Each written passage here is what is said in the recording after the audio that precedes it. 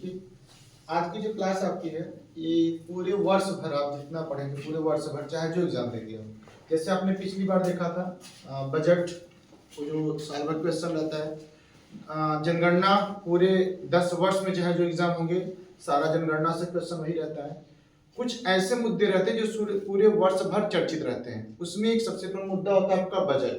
पूरे वर्ष भर आप चाहे जो परीक्षा देंगे, आप चाहे जो एग्जाम देंगे आप, उसमें से पूरे वर्ष का चाहे जो बजट का क्वेश्चन पूछेगा, प्रस्तुत सिर्फ एक बार होता है फरवरी में। कब प्रस्तुत होता है? फरवरी में। और पूरे वर्ष का जो बजट रहता है, ये पूरे वर्ष का बजट ये फरवरी में एक बार स्टार्ट होने के बाद ये पूरा वर्ष भर चलेगा और इसी बजट के अनुसार आपके एग्जाम में क्वेश्चन पुटअप होता है। ये जो आपके सामने रखा गया है ये भारत का बजट है 2026-27 का, जिसको पेश किसने किया है? निर्मला सीतारमण। कौन पेश किया है? निर्मला सीतारमण, जो भारत की क्या है? वित्त मंत्री है। क्या है? वित्त मंत्री है।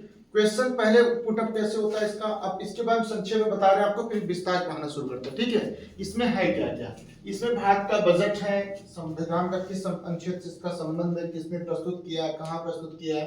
अब इस बार का बजट मुख्य रूप से किस पर डिपेंड है, भारत के मध्यम वर्ग के बारे में क्या सोचा गया है इस बजट में, भारत के उच्च वर्ग के बारे में क्या सोचा गया है, भारत के किसानों के बारे में क्या सोचा गया, महिलाओं के बारे में कौन कौन सी प्रमुख रूप से योजनाएं चलाई गई, प्रमुख से कार्य किया गया है, इन सभी चीजों को बजट में रखा जाता है। ठीक, तो हम इस पर चर्चा करना शुरू करते हैं। तो आपकी क्लासेस शुरू होती है, इसमें क्या क्या तथ्य है हम इसके पढ़ना शुरू करते हैं।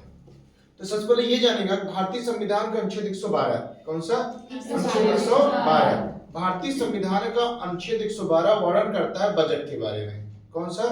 अनुच्छेद 112, जहां पर लिखा गया वित्तीय विवरण। क्या लिखा गया है? वित्तीय विवरण। और ये कहा गया है कि प्रत्येक वर्ष देश का राष्ट्रपति वित्त मंत्री के माध्यम से आने वाले वर्षों के लिए, ये पुराने वर्षों नहीं है, आने वाले पूरे वर्ष के लिए, जिस दिन हमने पेश किया पूरे इस वर्ष में, आने वाले वर्ष के लिए, समय के लिए कितना खर्च होगा उसका लेखा जोखा वित्त मंत्री के द्वारा राष्ट्रपति पेश करवाता है। इतनी बात समझ में आ गई? अनुच्छेद 112 से इसका संबंध है। पेश कौन करवाएगा? राष्ट्रपति। और पेश कौन करेगा? वित्त मंत्री। कौन पेश करेगा? वित्त मंत्री। बजट क्या है? पिछले वर्ष का लेखा जोखा या आने वाले वर्षों के लिए? आने वाले वर्षों का लेखा जोखा। भारत इस बार पेश किसने किया? निर्मला सीतारमण ने पेश किया। किसने पेश किया? निर्मला सीतारमण। इन्होंने लगातार 9वीं बार पेश किया है। ये महत्वपूर्ण क्वेश्चन है। कितनी बार पेश किया उन्होंने? 9वीं बार उन्होंने लगातार इसको पेश किया हुआ है। और ये पहला बजट है जिसको कर्तव्य पथ, यानी जो नया संसद भवन बना हुआ है उसमें पेश होने वाला है, पहला बजट है। कर्तव्य पथ में पेश होने वाला यह पहला बजट है। किसने पेश किया इसको? निर्मला सीतारमण। अच्छा, एक चीज और महत्वपूर्ण क्या करिएगा, यह पहली बार, दूसरी बार ऐसा हुआ जब बजट हमने रविवार को पेश किया। वैसे सामान्यतः क्या होता है, कोई भी बजट उस दिन पेश किया जाता है जिस समय लोकसभा राज्यसभा चलती रहती है, यानी कार्यकाल के दौरान ही उसको पेश करते हैं, जिस दिन कार्य होता रहता है। लेकिन अभी तक 2 बार ऐसे हो चुका है जिस दिन हमने रविवार को पेश किया था। सबसे पहले 1999 में ऐसा हुआ था जब पेश किया गया था यशवंत सिन्हा के द्वारा। किसके द्वारा? यशवंत सिन्हा। 1999 में। और दोबारा ऐसा हुआ है 2026 में, 1 फरवरी 2026 को रविवार को फिर बजट पेश किया गया था। किसके द्वारा? निर्मला सीतारमण के द्वारा। तो अभी तक रविवार बजट कितनी बार पेश हो चुका है? 2 बार। एक बार कब पेश हुआ था? 1999 में। और दूसरी बार कब पेश हुआ? 2026 में। अब इस बार का जो बजट है वो किस पर डिपेंड है? इस बार का जो बजट है, इस बार ने विजन 3 मुख्य लक्ष्य हमने डिक्लेयर किया है। बजट में 3 मुख्य लक्ष्य बताया गया है और पूरा का पूरा बजट इसी के इर्द गिर्द घूमता रहा। पूरा बजट इस 3 कर्तव्य को देखा हमने। इस बार 3 कर्तव्य बजट पेश प्रस्तुत किए गए निर्मला सीतारमण के द्वारा कि 3 प्रमुख कर्तव्य हैं, उसी पर पूरा बजट पेश है। पहला कर्तव्य यह है कि आर्थिक विकास। इसमें क्या पढ़ना है कि आर्थिक विकास में तेजी लाना और उसे बनाए रखना, यानी देश में आर्थिक विकास कैसे होगा और उस आर्थिक विकास को कैसे बनाए रखा जाएगा, इस पर बात किया जा रहा है। ये हमारा पहला कर्तव्य होगा। क्या? देश का आर्थिक विकास। दूसरा है आकांक्षाएं। आकांक्षाएं मतलब देश के युवाओं की सोच, ये हमसे क्या उम्मीद करते हैं। इसके लिए दूसरा हमारा लक्ष्य कर्तव्य रहेगा लोगों की आकांक्षाओं को पूरा करना। बजट में हमने ये ध्यान दिया है कि लोग की आकांक्षाओं को पूरा करना। दूसरे में एक तीसरा क्या है, सबका साथ सबका विकास, तीसरा हमारा कर्तव्य है, यानी हर परिवार और हर क्षेत्र तक संसाधन को पहुंचाना। यानी कितने कर्तव्य पर डिपेंड है, 3 पर। पहला क्या है, आर्थिक विकास, दूसरा क्या है, आकांक्षाएं, और तीसरा क्या है, सबका साथ सबका विकास। इस बजट को प्रस्तुत करते हुए आप देखेंगे कि इसमें विकास और समावेशिता दोनों को साथ साथ बात किया गया है, विकास और समावेशिता को। और इस पूरे के पूरे बजट में मुख्य रूप से दो बातें बार बार आती हैं, एक आती संकल्प और एक आती युवा शक्ति। क्या क्या, संकल्प और युवा शक्ति। यानी इतना देखा आपने, इस बार का जो हमारा लक्ष्य था, विजन क्या था, 3 कर्तव्य थे।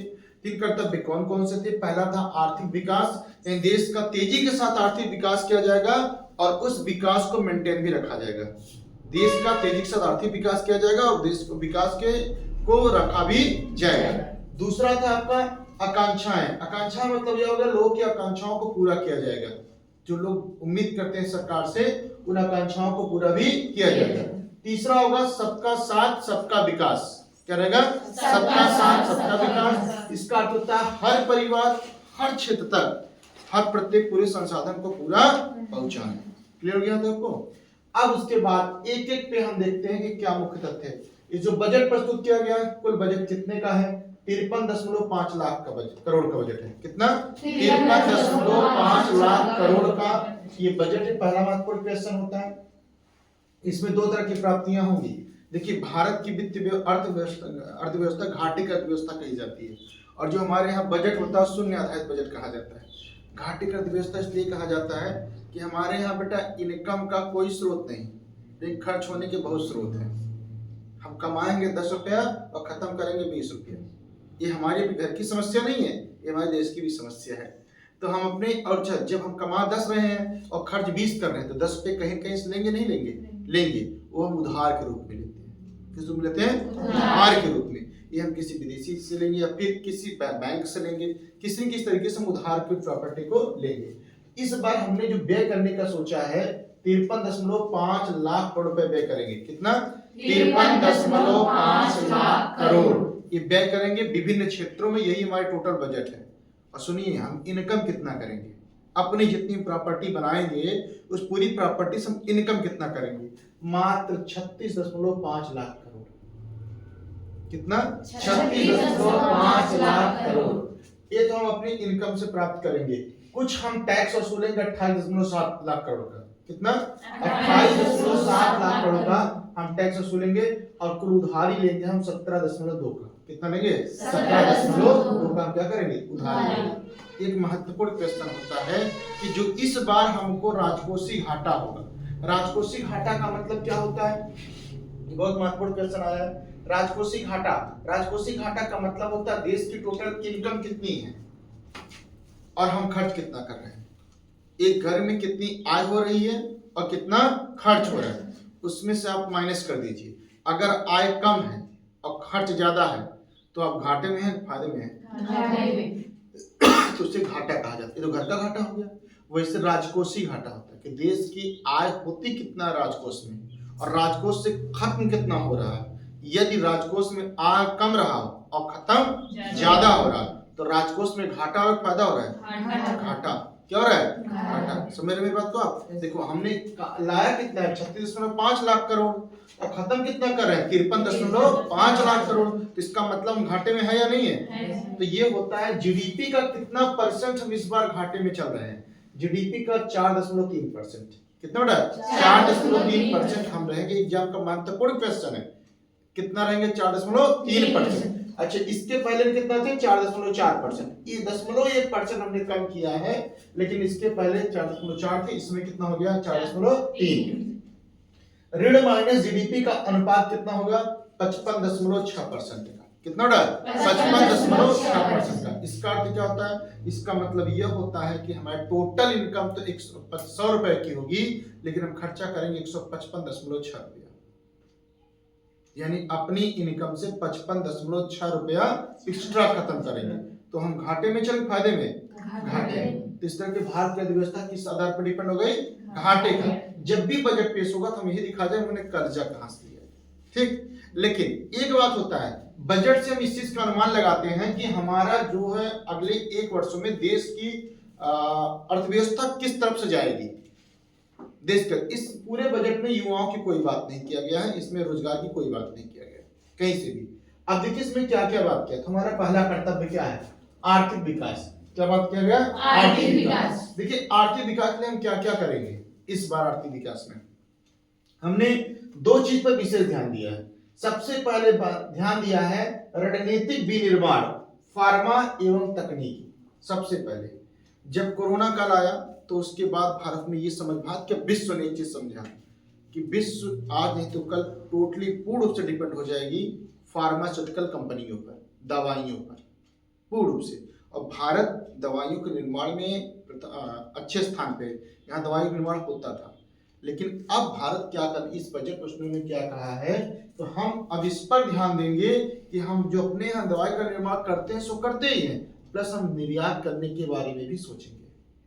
दूसरी चीज क्या होगा, अब हम इतनी जो भी दवाइयाँ बनेंगी, जो विदेश दवाइयाँ निर्यात करके आयात करके मंगाते हैं दवाइयाँ, उसको भी हम खत्म करेंगे और पूर्ण निर्भर बनने का प्रयास करेंगे। ये दवाइयों पर पूर्ण निर्भरता लेना है और क्या बढ़ाना है? निर्यात। ऐसे तो है नहीं कि हम दवाइयों पर पूर्ण निर्भरता प्राप्त कर लेंगे और निर्यात करना शुरू कर देंगे, रखी कोई चीज तो है नहीं।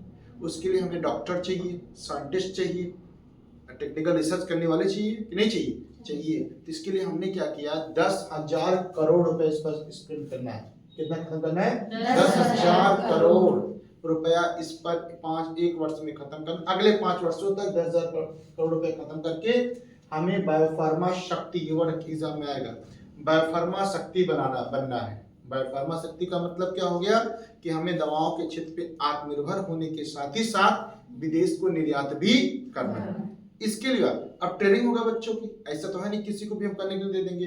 तो हम जो भी 3 नए नाइपर एक संस्था है, नाइपर क्या है? संस्था। ये नाइपर एक संस्था है जिसका फुल फॉर्म होता है National Institute of Pharmaceutical Education and Research. एक संस्था है, ये ऐसी संस्था है जो दवाइयों के क्षेत्र में रिसर्च करवाती है, जो दवाइयों के क्षेत्र में कार्य करती है। तो इस संस्था के माध्यम से हम 3 नए संस्था का निर्माण करेंगे। कितने करेंगे? 3 नए संस्था, 3 नए NIPR का गठन करेंगे। इसके सिवा जो भारत में अन्य फार्मास्यूटिकल कंपनियां चल रही हैं, रिसर्च सेंटर हैं, उनको पूंजी दे करके उनका हम उन्नयन करेंगे, उनका हम विकास करेंगे ताकि वे इस क्षेत्र में और अच्छे तरीके से कार्य कर सकें। क्लियर होगा आप लोग का? तो कितने नए NIPR संस्था बनेगी?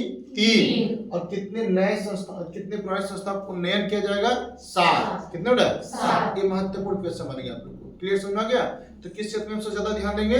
फार्मास्यूटिकल क्षेत्र में। किस फार्मास्यूटिकल क्षेत्र में सबसे ज्यादा ध्यान देंगे, दवाइयों के क्षेत्र में। दूसरा हम किस पर क्षेत्र देंगे? टेक एंड एलिमेंट्स पर। किस पर? Take and elements. ध्यान से मेरी बात सुनिएगा।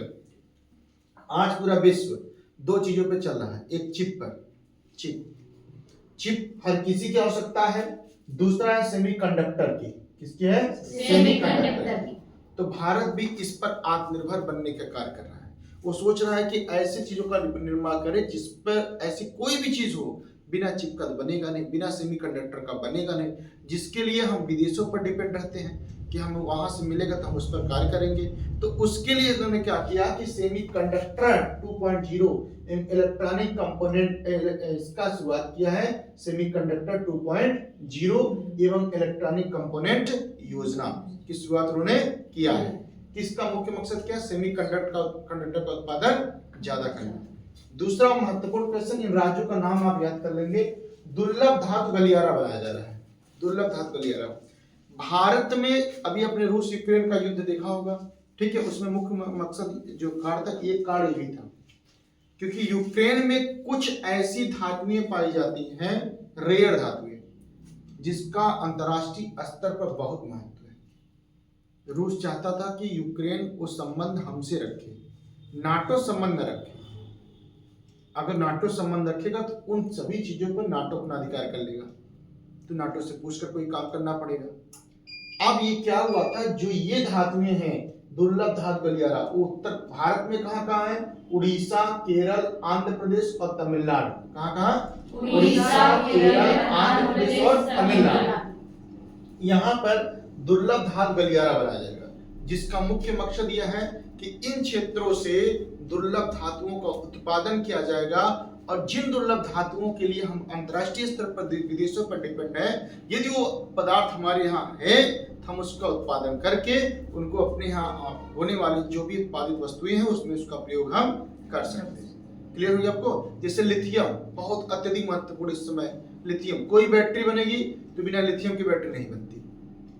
लिथियम ऐसी वस्तु जो अत्यधिक यूज हो रहा है, इन क्षेत्रों में लिथियम पर्याप्त मात्रा में पाया जाता है। तो जिसके लिए भी हम विदेश पर डिपेंड हैं कि वहां से आकर तब हम खरीदेंगे, तो यदि हमारे पास ये चीजें हैं तो इसका उपयोग हम कर सकते हैं। तो इसके लिए हमने कौन सा बना? दुर्लभ धातु गलियारा, जो उड़ीसा, केरल, आंध्र प्रदेश और कहां से हो जाएगा? तमिलनाडु। 4 राज्यों का नाम याद हो गया? क्या क्या? उड़ीसा, केरल, आंध्र प्रदेश और तमिलनाडु। ठीक है। 3 नए केमिकल्स पार्क भी बनाए जा रहे हैं। कितने केमिकल्स बना रहे हैं? 3 नए केमिकल्स पार्क। यानी टेक्निकल के क्षेत्र में हम 3 चीज पर ध्यान देंगे। सेमीकंडक्टर 2.0 के स्टार्ट करेंगे हम। दुर्लभ धातु गलियारा बनाएंगे जो 4 राज्यों से गुजरेगा। कितना से? 4। उड़ीसा, केरल, आंध्र प्रदेश और तमिलनाडु। 3 नए केमिकल पार्क भी बनाए जाएंगे। अभी जितना हम बता रहे हैं आपको, इनका संबंध आर्थिक विकास से है या नहीं है? अभी हम अपने प्रथम कर्तव्य पर ध्यान दे रहे हैं, आर्थिक विकास पर। यानी इसके लिए हमने क्या किया? बायोफार्मा शक्ति की स्टार्ट किया, टेक्निकल क्षेत्र में स्टार्ट किया। तीसरा, पारंपरिक उद्योग एवं एमएसएमई। पारंपरिक उद्योग एवं एमएसएमई। देखिए, पारंपरिक उद्योग का मतलब क्या होता है? जैसे आपने एक बात सुना था, अभी एक क्वेश्चन यूपी समीक्षा अधिकारी मेंस में आया हुआ था कि ओडीओपी की शुरुआत उत्तर प्रदेश में कब किया गया था। इस समीक्षा अधिकारी मेंस का क्वेश्चन जो कल परसों पेपर में 2 तारीख पेपर में था, तो उसका मेंस का क्वेश्चन था। तो ओडीओपी का मतलब होता है वन डिस्ट्रिक्ट वन प्रोडक्ट। इसका मुख्य मकसद क्या था? इसका मुख्य मकसद यह था कि किसी विशेष जिले को विशेष उत्पादन के क्षेत्र में विशेष बनाना। किसी विशेष जिले को किसी विशेष उत्पादन क्षेत्र में विशेष बनाना। इससे पहला अच्छा क्या होता है कि अगर कोई जिला किसी चीज में उत्पादन में सर्वश्रेष्ठ है तो वहाँ के आम लोग भी उसमें शामिल हो सकते हैं और उस चीज का उत्पादन अच्छे से कर सकते हैं। ठीक है। जैसे आंवले का उत्पादन हो गया, कौन सा? प्रतापगढ़। तो प्रतापगढ़ में आंवले का उत्पादन ज्यादा होता है, तो वहाँ पे घर घर अलग अलग व्यवसाय आंवले के माध्यम से किया जा सकता है। एक तरीके से रोजगार भी उत्पन्न होगा, दूसरा देश की आर्थिक स्थिति भी मजबूत होगी। तो हमने क्या किया कि पारंपरिक उद्योग या एमएससी के लिए क्या किया? देखिए किस क्षेत्र में स्टार्ट किया। तो यूपी में कब शुरुआत किया गया ओडीओपी? 2018, 24 जनवरी 2018 को। कब? 24 जनवरी 2018। तो देखिए पहला वस्त्र क्षेत्र में क्या कहते हैं? वस्त्र क्षेत्र में क्या कहते हैं? मेगा टेक्सटाइल पार्क की स्थापना करेंगे। किसकी? मेगा टेक्सटाइल पार्क की। टेक्सटाइल मतलब वस्त्र होबे करता है, और ये चैलेंज मोड में किया जाएगा। किस मोड में? चैलेंज मोड में। चैलेंज मोड का मतलब क्या हुआ कि जितना तेजी के साथ हो सकता है उतना तेजी के साथ इसमें कार्य किया जाएगा वस्त्र के क्षेत्र में। किस क्षेत्र में? वस्त्र क्षेत्र में। ये पारंपरिक प्रधान होंगे, जैसे कानपुर हो गया, जूट मिल हो गया, उसके बाद कोई अन्य प्लेस हो जहाँ पे जो जिस क्षेत्र के लिए प्रसिद्ध है वहां पर उनकी कंपनियों को तेजी के साथ स्थापित कराया जाएगा। दूसरा होगा राष्ट्रीय फाइबर मिशन। किस पर? राष्ट्रीय फाइबर मिशन।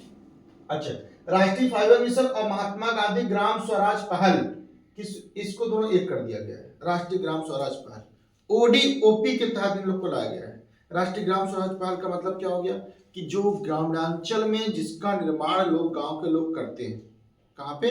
ग्रामीणांचल में जिसका निर्माण गांव के लोग करते हैं उसको एक अंतर्राष्ट्रीय प्लेटफॉर्म प्रदान करना है। अच्छा, एक बात बड़ा और क्लियर करिएगा कि भारत इस बजट में एक बात और क्लियर किया है, उन्होंने कहा प्लग एंड इन की नेट शुरुआत करेंगे। हम इस माध्यम से व्यापार करने की शुरुआत कर रहे हैं। इसका अर्थ क्या होता है? ये बिग एग्जाम में क्वेश्चन पूछ चुका है। जैसे ये देखिए, अभी इन्होंने कहा राष्ट्रीय फाइबर मिशन स्टार्ट करेंगे, महात्मा गांधी स्वराज पहल स्टार्ट कर रहे हैं हम, और सेमी कंडक्टर की शुरुआत कर रहे हैं हम। उद्योग एमएसएमई की इसमें सपोर्ट के क्या करेंगे? एमएसएमई जो छोटे उद्योग है। कौन से उद्योग है? छोटे उद्योग। उसके लिए 10,000 करोड़ रुपए निवेश किया जाएगा। कितना? 10,000। ऐसे उद्योग जो उसमें लोग ये लगता है कि उन्होंने व्यापार तो शुरू कर दिया लेकिन पैसे के अभाव में व्यापार को बढ़ा नहीं पा रहे हैं। किसके अभाव में? पैसे के अभाव। तो सरकार ऐसे कंपनियों को, ऐसी संस्थाओं को वो 2-10,000 करोड़ रुपया पैसा देगी। इसके लिए पहले से एक संस्था बनी हुई थी, SHE, क्या नाम था?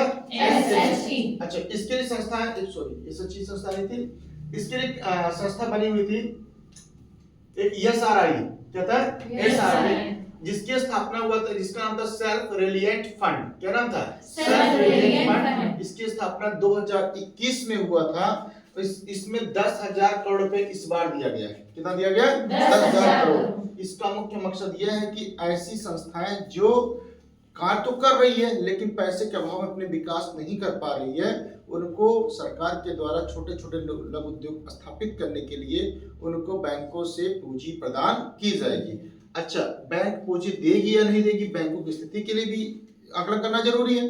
तो उन्हें क्या क्या पता है, ये एक समिति बनाई है बैंकों की स्थिति का जांच करने के लिए। उन्होंने एक समिति का भी निर्माण कर दिया है ताकि ये बैंकें, ये संस्थाएं जान सकें कि किस तरीके से बैंकों की स्थिति क्या है और किन किन संस्थाओं को पैसा देना है।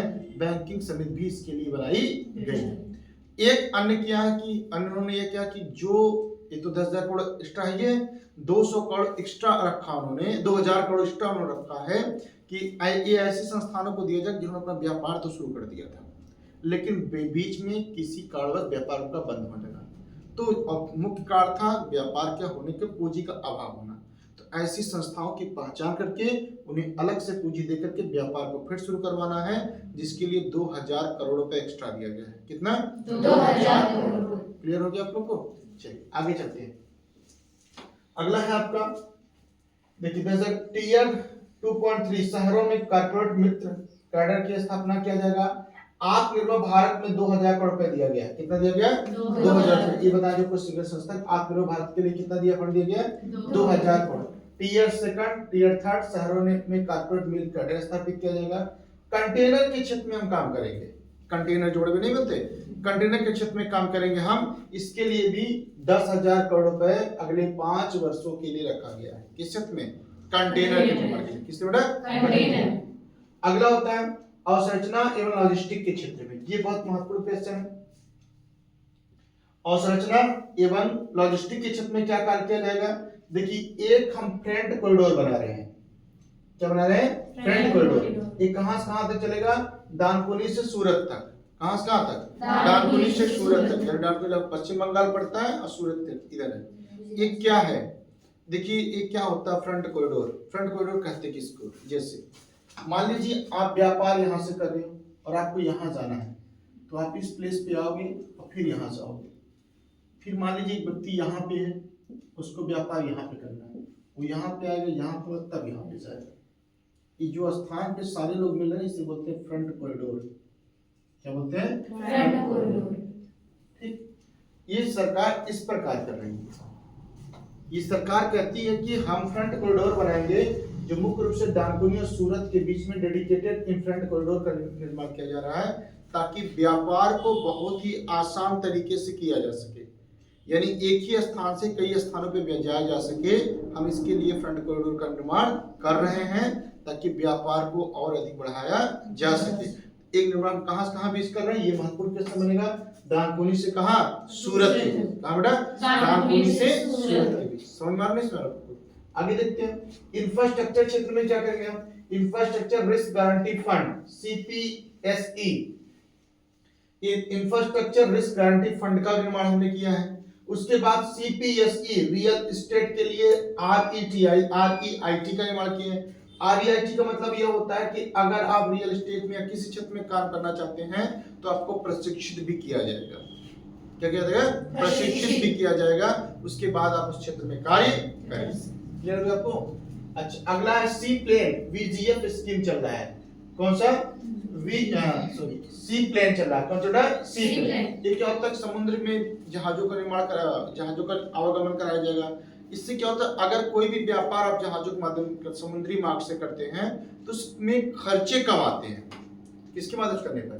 समुद्र के माध्यम से कोई व्यापार करने पे खर्चे क्या आएंगे? कम आएंगे। तो हम अधिकतर व्यापार सी प्लेन के माध्यम से करने के लिए कर रहे हैं। सी प्लेन। एक महत्वपूर्ण क्वेश्चन, कितने नए राष्ट्रीय जलमार्ग बनाए जाएंगे? 20 नए राष्ट्रीय जलमार्ग बनाए जाएंगे। कितने? 20 नए राष्ट्रीय जलमार्ग बनाए जाएंगे, जिसका मुख्य मकसद ये मैंने बताया अभी आपको कि देखिए, जल मार्ग से अगर कोई व्यापार करते हैं तो स्थल मार्ग या वायु मार्ग की अपेक्षा लगने वाली पूंजी से कम पूंजी इन्वेस्ट होता है। किसमें?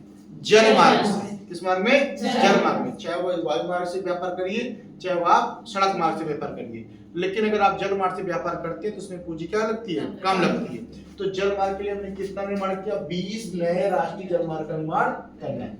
लक्ष्य क्या है? जो तटीय कार्गो शेयर है, तटीय कार्गो शेयर, तटीय कार्गो शेयर का मतलब ये होता है, जैसे आप ये देख रहे हैं पूर्वी घाट और पश्चिमी घाट, देख रहे हैं ना, ये तटीय क्षेत्र है। हम व्यापार अधिकतर इसी करते हैं, पूर्वी तट से व्यापार करेंगे और पश्चिमी तट से व्यापार करते हैं। अभी तक हम 6% शेयर तक व्यापार किया करते थे। हमारा टारगेट यह है कि हम इसको 2047 तक, हम 2047 अपना लक्ष्य रहे विकसित भारत बनने का, 2047 तक विकसित भारत बन जाएगा भारत, ये हमारा टारगेट है। तो 2047 तक ये व्यापार जो 6% था, किसके माध्यम से? तटीय कार्गो से। तटीय कार्गो से वो 6% से बढ़ा कितना करना हमको? 12% करना। कितना करना है? 12%। कौन सा व्यापार? तटीय कार्गो शेयर। कितना करना है? 6% से बढ़ा कितना कर देना है? 12%। ठीक। अगला क्षेत्र क्या करते हैं हम इस पहले कर्तव्य में? अगला करते हैं हम ऊर्जा पर्यावरण हाई स्पीड ट्रेन चलाएंगे। ऊर्जा पर्यावरण हाई स्पीड ट्रेन कैसे? CCUS तकनीकी, कार्बन कैप्चर, इसके लिए हम 20,000 करोड़ इन्वेस्ट कर रहे हैं। कितना? 20,000। यानी कार्बन का कैसे उपयोग किया जाएगा, कार्बन को कैप्चर कैसे किया जाएगा, पर्यावरण को शुद्ध करने के लिए या इसका सही इस्तेमाल करने के लिए, इसके लिए हम CCUS तकनीक में 20,000 करोड़ का इन्वेस्ट करेंगे। कितना करेंगे? 20,000 करोड़ इन्वेस्ट। ये अगला महत्वपूर्ण क्वेश्चन है। शहर आर्थिक क्षेत्र CER, आपने सुना होगा SEZ, स्पेशल इकोनॉमिक जोन, याद है? Special economic zone. ऐसे क्षेत्र जो व्यापार के दृष्टिकोण से सबसे अच्छे क्षेत्र होते थे, उन्हें हम SEZ कहा करते थे, स्पेशल इकोनॉमिक जोन। अब हम बना रहे हैं CER। CER का मतलब होता है शहर आर्थिक क्षेत्र, यानी सिटी इकोनॉमिक रीजन। क्या कहा गया? City economic region. अब क्या करना है पता आपको? हम ऐसे शहरों की पहचान करेंगे जिन शहरों में व्यापार अच्छे तरीके से हो सकता हो। ऐसे शहरों की पहचान करेंगे जिन शहरों के माध्यम से व्यापार अच्छे तरीके से हो सकता हो, और वहां पे हम प्लग एंड इन की नीति अपनाएंगे। प्लग एंड इन की नीति का मतलब क्या होता है ये समझिए। देखिए हमारे यहाँ क्या होता है कि अभी तक लोग, जैसे मैंने बताया था 1991 में जब उदारीकरण की नीति को अपनाए थे, कब अपनाए थे? 1991 में। LPG पद्धति को हमने अपनाया था। LPG पद्धति, L for liberalisation, P for privatisation और G फॉर ग्लोबलाइजेशन। इसका अर्थ क्या होता है? हम एक उदारीकरण की नीति को अपनाए थे, स्वतंत्रता की नीति को अपनाए थे, ठीक है। उसके बाद में ये ग्लोबलाइजेशन का मतलब यह होता है कि हम जब अपने सामान को विदेश स्तर पर बेचेंगे तभी हमें सामान की सही कीमत मिल सकती है। अगर किसी सामान को आप, जैसे मैंने बताया था आपको कि देखिए व्यापार गांव से बढ़ा, दूध की कीमत कब बढ़ी? जब डेयरी पे आने लगा था, और जब तक गांव में दूध बिक रहा था अब भी 30 से 40 रुपए लीटर बिक जाता है। लेकिन वही दूध अगर आ जाता है डेयरी पे तो 70 रुपए मिलता है, 80 रुपए मिल जाता है, 120 मिल जाता है। आखिर उससे दूध कीमत बढ़ी कैसे? जब उस दूध कीमत कहाँ पहुंची? मार्केट में। अब वही दूध जब अंतरराष्ट्रीय व्यापार पहुंचेगा, उसको चेंज इनटू अन्य मटेरियल, जैसे हमने उसको खोआ बना दिया, हमने इसको पनीर बना दिया, तो ही पता चला 240 रुपए 400 रुपए किलो बिकना शुरू हो जाएगा।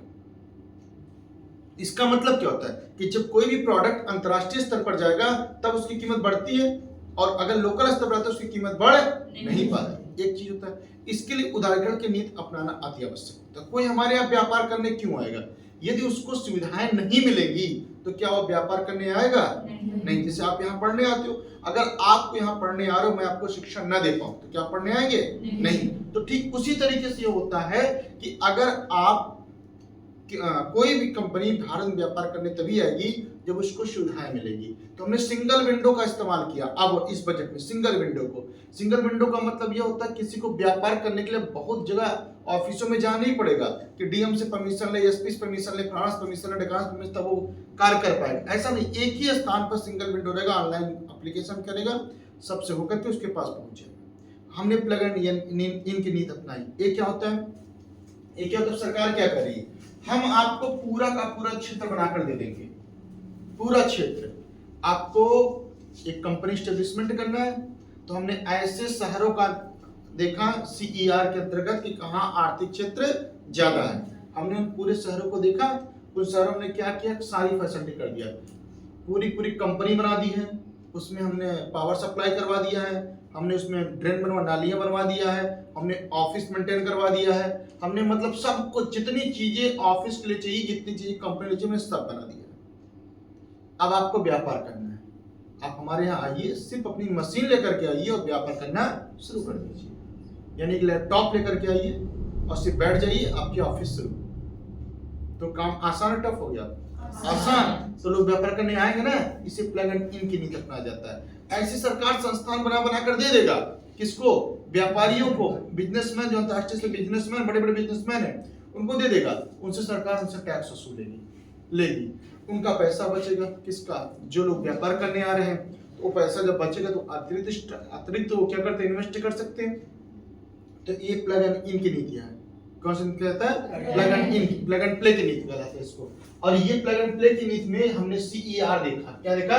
CER, जिसके लिए हम 5000 करोड़ का निवेश करेंगे। कितना करेंगे? 5000 करोड़ का। उसके बाद 7 हाई स्पीड रेल कॉरिडोर बनाए जा रहे हैं। ये महत्वपूर्ण क्वेश्चन बनेगा, इनमें से एक क्वेश्चन आना फिक्स है आपका, कि जो 7 हाई स्पीड रेल कॉरिडोर बन रहे हैं क्या है? ये ऐसे रेल कॉरिडोर बनाए जा रहे हैं जिसका संबंध एक दूसरे से जोड़ना होगा, एक दूसरे से जोड़ेंगे हम, और इस पे सिर्फ और सिर्फ मालगाड़ियां चलेंगी, सिर्फ मालगाड़ी चलेंगी। यानी व्यापार के लिए क्या करेंगे हम, एक स्थान दूसरे स्थान को जोड़ रहे हैं हम, और इससे मालगाड़ियां चलेंगी तो व्यापार तेजी के साथ होगा। इस पे जब अन्य गाड़ियां नहीं चलेंगी तो सिर्फ एक ही गाड़ी चलनी है, कौन सी? मालगाड़ी। तो सामान का ढुलाई आसानी से स्लो हो पाएगा, तेजी से हो पाएगा। अब ये 7 कॉरिडोर है कौन? देखिए, हमारे सबसे अच्छा प्लेस है मुंबई व्यापार के लिए। कौन सा है? मुंबई। तो क्या करते हैं, हमने मुंबई से ने पहला व्यापार किया पुणे। मुंबई से किसको जोड़ा हमने? पुणे। फिर इस पुणे को जोड़ दिया हैदराबाद से। किस जोड़ दिया? हैदराबाद। अगर आप देखेंगे नक्शे में तो आप देखेंगे कि मुंबई, महाराष्ट्र मुंबई हो गया, मुंबई से हमने देखा कौन सा? पुणे।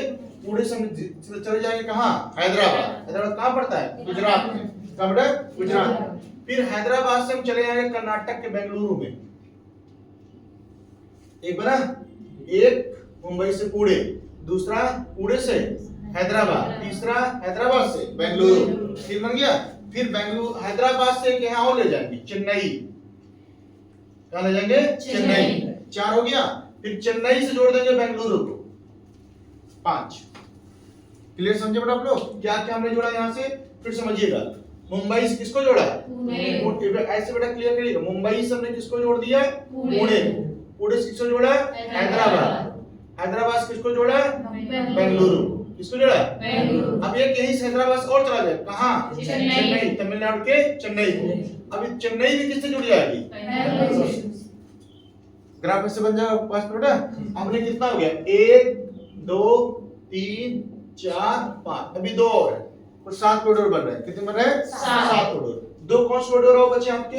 एक हो गया दिल्ली से आएगा सीधा वाराणसी। कहाँ आएगा? दिल्ली से कहाँ जाएगा? वाराणसी। यानी पूर्वोत्तर राज्य को हमने क्लियर कर लिया। दिल्ली से हम कहाँ गए? वाराणसी। अब इस वाराणसी को जोड़ देंगे सिलीगुड़ी से। 6 7, इस 7 कॉरिडोर बनाए जा रहे हैं। कितने कॉरिडोर बनाए जा रहे हैं? 7। ये जो 7 कॉरिडोर बनाया जा रहा है आनंद बाबू, इसका मुख्य मकसद यह है कि जो व्यापार किया जा रहा है भारत का, उस व्यापार में और तेजी लाना। यदि एक स्थान से दूसरे स्थान पर निलंब टाइम से पहुंच जाएगा सामान, तो वह व्यापार बढ़ेगा घटेगा? बढ़ेगा। तो व्यापार को मुख्य से बढ़ाने के लिए हमने कितने कॉरिडोर बनाए हैं? 7 हाई स्पीड कॉरिडोर हैं। और कॉरिडोर कहाँ कहाँ पे हैं? तो ये बता दे रहा हूँ, मुंबई से पुणे, पुणे से हैदराबाद, हैदराबाद से बेंगलुरु, फिर हैदराबाद से चेन्नई, और चेन्नई फिर किसे जोड़ दिया? बेंगलुरु। दिल्ली से वाराणसी, वाराणसी से दिल्ली। ये आपके एग्जाम के क्वेश्चन निश्चित रूप से बनने वाले हैं। ठीक, इसमें कौन सी ट्रेनें चलेंगी? मालगाड़ी की और कोई? मालगाड़ी चलेगी। ठीक है। मुख्य मकसद क्या है? सामान को एक स्थान से दूसरे स्थान पर तेजी से पहुंचाना। क्या मकसद है? एक स्थान से दूसरे स्थान पर तेजी से पहुंचाना। ये आर्थिक क्षेत्र में हम काम कर रहे हैं। ठीक है। अब देखिए, ये हमने आर्थिक क्षेत्र में काम किया, अपने क्षेत्र को बढ़ाने के लिए हमने इतना कार्य किया। हमने क्या किया? हमने बायोफार्मा शक्ति की शुरुआत किया, टेक्निकल एलिमेंट्स बनाया, पारंपरिक उद्योग को बढ़ावा दिया, MSME को बढ़ावा दिया, अवसंरचना और लॉजिस्टिक के क्षेत्र में काम करना कार्य किया हमने। दानकुनी से सूरत के बीच फ्रंट कॉरिडोर बनाया। क्या बनाया? Front corridor. उसके बाद हमने सी प्लेन यानी समुद्र के माध्यम से व्यापार करना हमने ज्यादा अच्छा समझा। 20 नए राष्ट्रीय जलमार्ग का निर्माण भी करवाया। तटीय कार्गो सेल्स को 6% से कितना करना है? 12% का लक्ष्य रखा। CCUS तकनीक के माध्यम से कार्बन को कैप्चर करने की क्षमता बढ़ाई जाएगी, जिसके लिए 20,000 करोड़ का निवेश किया गया। कितना? 20,000। शहर आर्थिक क्षेत्र बनाया जा रहा है, CER। क्या बनाया जा रहा है? CER, जहां प्लग एंड प्ले के माध्यम से व्यापार को बढ़ावा दिया जाएगा। प्लग एंड प्ले का अर्थ क्या होता है मैंने आपको समझा दिया। प्लग एंड प्ले क्या होता है? सिर्फ सारा सब कुछ बना रहेगा, आप लैपटॉप लेकर आइए, काम करना शुरू कर दीजिए, उसे क्या बोलेंगे? Plug and play. उसके बाद अगला पॉइंट इसमें बताया आपको हम कि 7 हाई स्पीड ट्रेन चलेगा मुंबई से पुणे से हैदराबाद, हैदराबाद से बेंगलुरु, फिर हैदराबाद चेन्नई, चेन्नई से बेंगलुरु, फिर दिल्ली से वाराणसी, वाराणसी से सिटी। अब इन सभी क्षेत्रों में हमें काम करने के लिए वित्तीय व्यवस्था में सुधार भी तो करना पड़ेगा। भाई हम सबको पैसा देते चले जा रहे हैं, लेकिन जो हमारे पास पैसे देने की मुख्य संस्था है बैंकिंग, कौन सा है? बैंकिंग। अब बैंकिंग पद्धति में भी तो सुधार करना पड़ेगा, तभी तो पैसा दे पाएगा। अब उसके लिए हमने क्या किया? वित्तीय सुधार के लिए हमने क्या क्या कार्य किया? सबसे पहले विकसित भारत के लिए बैंकिंग समिति का गठन किया। एक नई समिति बना रहे हैं जिसका टैगलाइन क्या है? विकसित भारत के लिए बैंकिंग समिति का गठन। जो मुख्य रूप से क्या देखेगा? जो मुख्य रूप से ये देखेगा कि किन किन संस्थाओं को लोन देना है, किन किन संस्थाओं को लोन नहीं देना है, किसको कितनी आवश्यकता है, सारी चीजों को कौन देखेगा? विकसित भारत के लिए बैंकिंग समिति का समिति देखेगी। अगला है PFC और REC का पुनर्गठन किया जा रहा है। किसका किसका? PFC और REC। PFC का मतलब क्या होता है? Power Finance Corporation. किसका? Power Finance Corporation. एक इसका गठन किया जाएगा। REC Rural Electricity Corporation. इनका दोनों का पुनर्गठन किया, यानी दोनों संस्थाएं काम कर रही हैं, लेकिन एकदम जीर्ण शीर्ण अवस्था में पहुंच चुकी हैं। अब इनसे पुनः इस पर काम करके पुनरुद्धार किया जा रहा है, यानी इन्हें और अच्छी तरीके से कार्य करने की पद्धति लाई जा रही है। कौन कौन है? PFC फॉर्म क्या है? पावर फाइनेंस कॉर्पोरेशन, और REC Rural Electricity corporation. Confirm. अगला FDI के नियमों में व्यापक समीक्षा किया जा रहा है। FDI का मतलब होता है फॉरेन डायरेक्ट इन्वेस्टमेंट, यानी जो भारत की संस्थाएं हैं इसमें यदि विदेश से कोई व्यक्ति निवेश करना चाहता है तो वह FDI के माध्यम से निवेश करता है। किस माध्यम से? FDI। इसके मामले में व्यापक समीक्षा किया जा रहा है कि किन किन संस्थाओं पे कितना FDI लगना चाहिए, किन किन संस्थाओं से कितना FDI लेना है और कितना निवेश करना है, कैसे निवेश कराना है, इसको लेकर के FDI। चूंकि देखिए भारत में प्रॉपर्टी की कमी, पूंजी की मान लो अभाव होता हो, तो विदेश से कोई व्यक्ति पूंजी लगाना चाहता हो भारत में, तो उसके लिए क्या समीक्षा किया जाए, कैसे रखा जाएगा, इसके लिए हम अध्ययन कर रहे हैं। FDI की विशेष समीक्षा बना रहे हैं। अगला है बड़े म्यूनिसिपल बॉन्ड पर रुपया 100 करोड़ का प्रोत्साहन राशि दिया जा रहा है। ठीक, तो अब ये हमारी संस्थाएं होगी जिस पर हमने पहले कर्तव्य पर ध्यान दिया। पहला कर्तव्य हमारा क्या था? मुख्य रूप से आर्थिक स्थिति को मजबूत करना। क्लियर हो गया था आपको? अब हम दूसरे कर्तव्य पर चलते हैं। दूसरा कर्तव्य क्या था? आकांक्षाएं। क्या होता है? आकांक्षाएं। क्या बताया मैंने अपने? आकांक्षाएं यह था कि हर युवाओं की, हर लोगों की आकांक्षाओं को पूरा करना। जिन लोगों ने भारत से, सरकार से जो जो आकांक्षाएं किया हुआ है, उन सभी की आकांक्षाओं को पूरा करना एवं क्षमता निर्माण को प्रोत्साहन देना। इस बजट पे हम बार बार एक चीज ध्यान देंगे, इसमें आत्मनिर्भर भारत को ज्यादा ज्यादा शो किया गया है। प्रत्येक व्यक्ति अपने ऊपर डिपेंड हो, कोई किसी पर डिपेंड ना हो, इस बात का बार बार ध्यान रखा गया है इस बजट के माध्यम से। तो जो दूसरा हमारा आकांक्षी कर्तव्य आकांक्षी है, देखिए इस पर क्या क्या किया गया। ठीक है, हमने सबसे पहले बताया हम मेन रूप से किस पर ध्यान दे रहे हैं इस पूरे बजट में, इस पूरे वर्ष में? फार्मास्यूटिकल कंपनियों पे। किस पे? फार्मास्यूटिकल कंपनी पे। स्वास्थ्य सेवा पर हम अत्यधिक ध्यान दे रहे हैं बाबू। किस पर? स्वास्थ्य। क्योंकि सरकार इस बात को मानती है कि आने वाले वर्षों में स्वास्थ्य सबका गड़बड़ होने वाला है, अब मेंटल डिस्टर्ब होने वाले हैं सब। तो इस पर सरकार जो है कई संस्थाओं का निर्माण कर रही है, कई संस्थाओं का, और ये स्वास्थ्य पर विशेष रूप से एक तो फार्मास्यूटिकल क्षेत्र में आपने देखा कार्य कर रही है, दूसरा लोग क्या उम्मीद करते हैं हमारा इलाज अच्छे से खराब से हो, तो आकांक्षा लोगों की है ना। इसके लिए सरकार ने क्या किया है? देखिए पहला उन्होंने क्या किया कि मानव क्षमता स्वास्थ्य एवं देखभाल के क्षेत्र में क्या काम किया, 1 लाख नए एएचपी का मतलब होता है अलायड हेल्थ प्रोफेशनल्स, यानी स्वास्थ्य कर्मियों की ट्रेनिंग दी जाएगी। 1 लाख स्वास्थ्य कर्मियों की ट्रेनिंग दी जाएगी जो कि स्वास्थ्य के बारे में जानकारी रखते होंगे और वे उनको अलग अलग स्थान पर ट्रेनिंग दिला करके उनको अलग अलग स्थान पर नियुक्त किया जाएगा। यानी एएचपी कितने लगाए जाएंगे, 1 लाख। 1.5 लाख केयर प्रशिक्षित किए जाएंगे। 1 लाख तो ये हो गए, दूसरा 1.5 लाख केयर टेकर भी होंगे। जैसे मान लीजिए मेन डॉक्टर उनके साथ असहयोगी भी 1 लाख और रहेंगे मेन वाले, और 1.5 लाख और रहेंगे उनके असहयोगी भी। 1.5 लाख केयर प्रशिक्षित किए जाएंगे।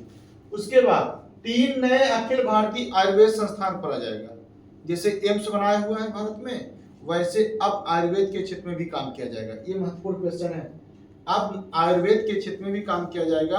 और कितने नए आयुर्वेद संस्थान खोले जा रहे हैं, 30। कितने बेटा, 30 नए आयुर्वेद संस्थान भी खोले, सॉरी 3 नए आयुर्वेद संस्थान भी खोले जाएंगे। कितने, 3। उसके बाद सुनिए, जामनगर में एक WHO पारंपरिक चिकित्सा केंद्र है। कहां पे है, जामनगर में, जो बिल्कुल जीर्ण अवस्था में पहुंच चुका है। उसका फिर से पुनरुद्धार किया जाएगा, फिर से उसका उन्नयन किया जा रहा है। कहां पे है ये, जामनगर। WHO पारंपरिक चिकित्सा केंद्र का उन्नयन किया जाएगा। पशु डॉक्टरों के अच्छे दिन आने वाले हैं। ठीक है, 20,000 से अधिक पशु डॉक्टरों की भर्ती की जाएगी।